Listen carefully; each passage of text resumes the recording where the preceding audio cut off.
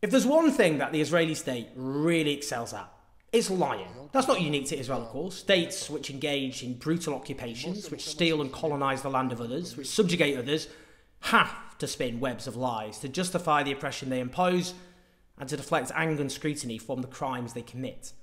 Now, European colonial states long behaved like this, not least Britain, for example. And the various foreign adventures of the US had whole industries of lies to justify them. In the here and now, the Israeli state is responsible for one of the great crimes of our age.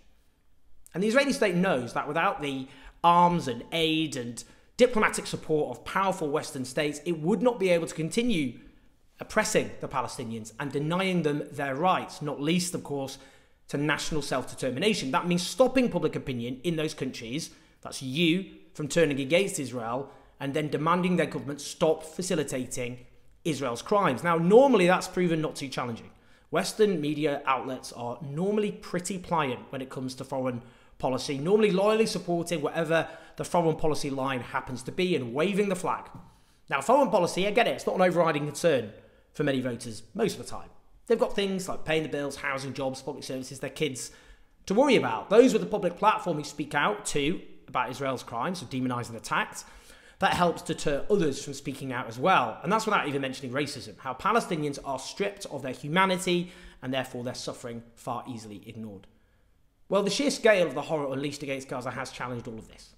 Through social media, huge numbers of citizens have seen horrific atrocities which have been committed, and countless examples of kids and other innocent people who've been killed, often with their entire families. Now, as the Palestinian activist Omar Barghouti told me, this is the world's first live-stream genocide. As the Irish lawyer Blinny Neal-Breleif said in a stunning testimony as part of South Africa's case of genocide against Israel at the International Court of Justice, this is the first genocide in history where its victims are broadcasting their own destruction in real time in the desperate, so far vain hope that the world might do something. Now, while most of the mainstream media has played an absolutely atrocious role, either actively cheerleading for Israel's massacre or simply refusing to show the true scale of horror and call this out for what it is, the scale of horror is just too great. The mass destruction of Gaza, the sheer scale of death, injury, suffering, they've had to show at least some of that reality. Now, that's led to growing public horror, disgust, anger, I would say, with increasing demands for Western states to stop facilitating these grave crimes done in our name. Now, yes, Israel's apologists have responded by doubling down on demonising and hounding and harassing and silencing those who speak out against these barbaric crimes, but their other strategy has been this: muddy the waters, sow doubt and confusion, make you disbelieve your lying eyes and your lying ears. And that, above all else, has been focused on undermining the official death toll, that is, the integrity, the truth of that death toll. Yes, on the one hand, that strategies involve claiming that every atrocity committed is actually Hamas's fault anyway, which gives Israel itself a blank check to commit as many crimes as it wishes. It can always just say, well, that's the fault of Hamas, isn't it? But the claim has been that it's Hamas propaganda, this death toll, with Israel and its numerous supportive media outlets constantly noting that the numbers of the dead come from the Hamas-run health ministry. You've heard those words a lot, haven't you? Never mind that the final official death numbers, the official numbers have always been validated by Israel and the United Nations in previous Gaza conflicts. I realise I've said this a lot, but it's important to say over and over again. Never mind the aid agencies keep validating them. Never mind that the personal details and Israel-approved IDs of all victims were released at that point when Joe Biden doubted the figures. Never mind that one of Biden's own senior figures declared the figures, senior officials declared that the figures were an underestimate. Israeli spokespeople and their apologists have constantly tried to claim the official death toll is a lie, a massive exaggeration. Well, that's what they're saying publicly anyway, not what they're saying privately.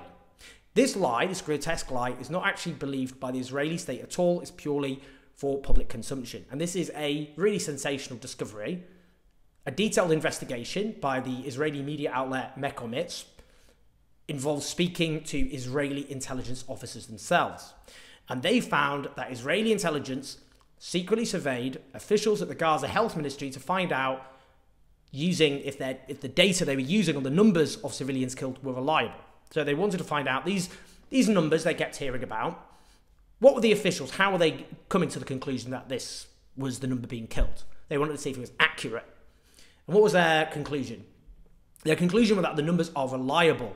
And they now regularly, that is Israel, use them internally in their own intelligence briefings.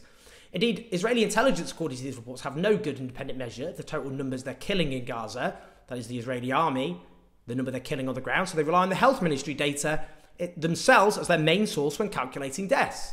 So Israel officially, their official spokespeople, say this death toll is false, it's wrong, don't believe it, it's Hamas, everything's Hamas, isn't it? Privately, they think it's real. They use it as the basis of their intelligence briefings. Now, this is then explained by the officers conducting hundreds of AI-directed assassination strikes against low-level Hamas operatives, usually by destroying entire homes and killing their entire families, including, of course, children and babies. This is something which the outlet's sister publication, the Israeli Palestinian publication Plus 972 magazine, covered in detail in an article about what they called Israel's mass assassination factory. Now, this piece goes on. There was often no bomb damage assessment for the strikes taking place, meaning no check on who and how many civilians were killed. That routine check was skipped. Do you know why? To save time. Now, they quote one source, one intelligence source, saying, I don't know how many people I killed as collateral damage. We only check that information for senior Hamas targets. In other cases, I didn't care. I immediately moved on to the next target. The focus was on creating as many targets as quickly as possible. That's why I trust the health ministry in Gaza more than the IDF for these statistics. The army just doesn't have the information. Now, this itself is an extremely disturbing and important insight into the mass slaughter the Israeli army is, of course, conducting against the Palestinian people of Gaza. I'd personally love to have more insight on how low-level Hamas operative is being defined. Work in previous conflicts by the various human rights organisations have found that the Israeli state blurs the distinction between military and civilian targets, with clearly non-military individuals linked to Hamas, then described as Hamas targets, and therefore deemed a legitimate target. How much is this happening here in Gaza? Including, of course, the consequences, which is killing their entire families in some cases. Now, indeed, we have ample evidence of soldiers on the ground in Gaza posting genocidal statements on social media, statements of genocidal intent, and those conducting these so-called targeting operations as well are also soldiers. So not on the ground in Gaza, but they're the ones deciding which target to be hit. What's their mentality? Now, the point here is the official death toll is not overstating deaths. The problem is the opposite. As I keep pointing out, it doesn't include those buried under the rubble. That is many thousands, which is why we're talking well over now 30,000 violent deaths, including over 10,000 children. That is including toddlers, including newborn babies who've suffered violent deaths. The collapse of society in Gaza because of vicious military assault also clearly makes identifying deaths increasingly difficult. Some of those seriously injured will go on to die, not least because of a lack of medical care. Indeed, what about those with underlying health conditions and illnesses that aren't being treated because of the collapsed healthcare system? One projection has a quarter of the population dying within a year because of the trashed health system alone. What of hunger? What of lack of fresh water, lack of shelter, cold? We could go on.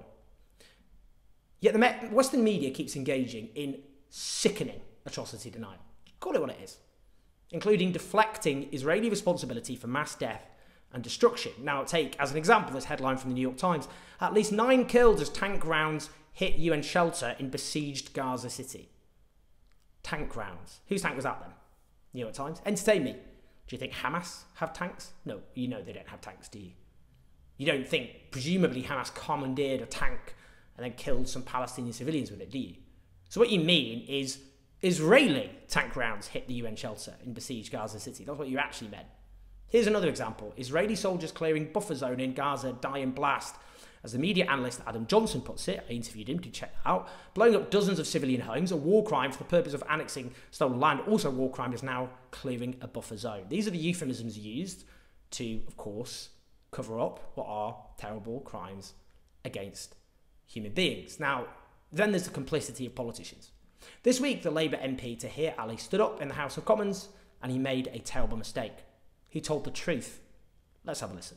Therefore, is it now not the time for the Prime Minister to admit that he has the blood of thousands of innocent people on his hands, and for him to commit to demanding an immediate ceasefire and an ending of UK's arms trade with Israel? Mr. Speaker, that's the face of the changed Labour Party.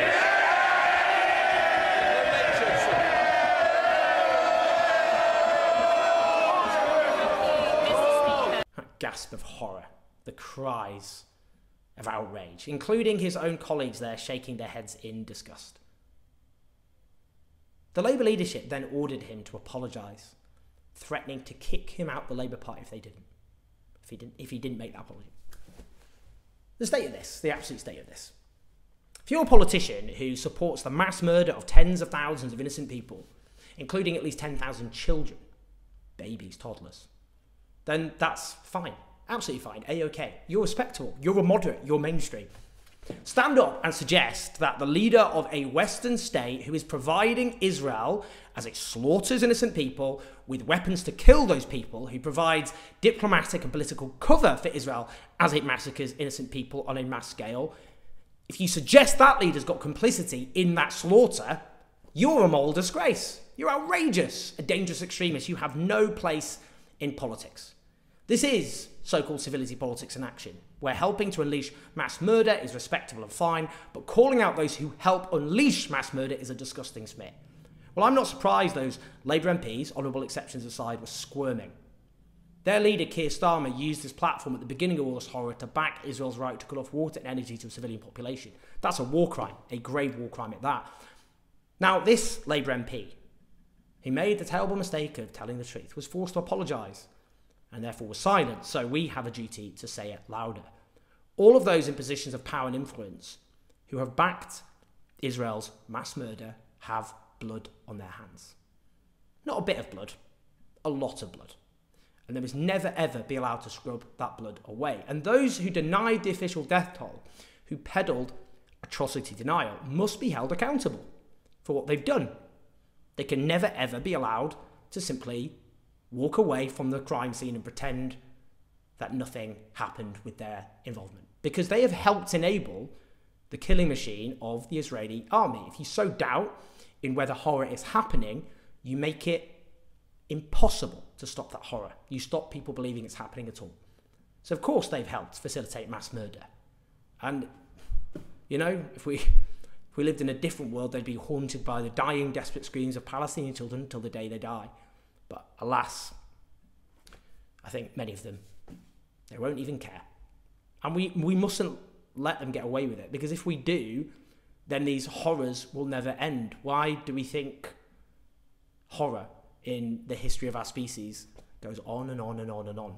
Because there isn't accountability. So people think they can do it over and over again, and they won't face any consequences. Their careers will flourish. Now, this isn't simply a matter about truth and justice, important though it is. It's about life and death. And that's why here on this platform, we will never stop reporting the truth on one of the great crimes of our age. Please like and subscribe. Do keep the show on the road on patreon.com/JosephFord. Do share this video, listen to the podcast. I'll speak to you soon.